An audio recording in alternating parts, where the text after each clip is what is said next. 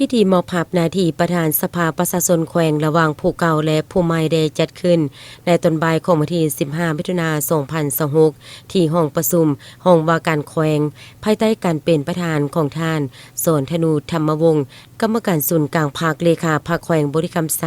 มีบรรดาสหายคณะบริหารงานภาคแขวงสภาประชาชนแขวงหัวหน้าแผนกการกรมกองเลขาภาคเมืององค์การจัดตั้งมหาชนตลอดฮอดพนักงานรายกรรับผิดชอบเวียกงานที่เกี่ยวข้องเข้าร่วมโอกาสดังกล่าวท่านสุวรรณีไสสนาประธานสภาประชาชนแขวงบริคำไสสุดที่4ยังได้กล่าวรายงานสภาพรวมโดยย่อในการจะตั้งเคลื่อนไหวเวียกงานของคณะสมาชิกสภาแห่งชาติประจำการเลือกตั้งและสภาประชาชนขั้นแขวงในระยะผ่านมาบนพื้นฐานการปฏิบัติหน้าที่ตามพระบทบาทสิทธิและหน้าที่ตามการมอบหมายของภาครัฐในแต่ละระยะทางนี้ก็เพื่อแน่ใส่เห็นให้ผู้ที่รับหน้าที่ใหม่ได้สืบโตจะตั้งปฏิบัติเวียกงานจังมีผลสำเร็จในต่อหน้า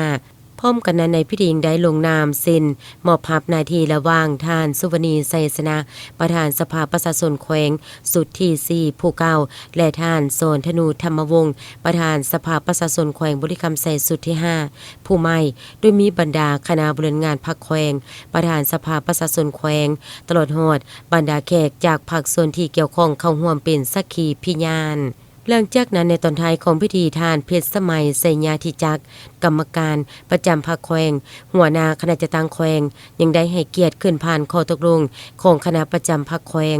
ว่าด้วยการอนุมัติให้พนักงานภาคการรับอุดหนุนบำนาญซึ่งในนี้คณะประจำภาคแขวงตกลงเห็นดีอนุมัติให้ท่านสุวรรณีไสสนาประธานสภาประชาชนแขวงบริคำไสสุดที่4ท่านไสคำทองรัตน์รองประธานสภาประชาชนแขวงบริคำไสสุดที่4ท่านนางมาริสาอาภัยราชประธานคณะกรรมการยุติธรรมและป้องกันศาสตร์ป้องกันความสงบท่านศรีสวัสดิ์พันธบุญประธานคณะกรรมการเศรษฐกิจแผนการและการเงินออกพักพรรับอุดหนุนบำนาญ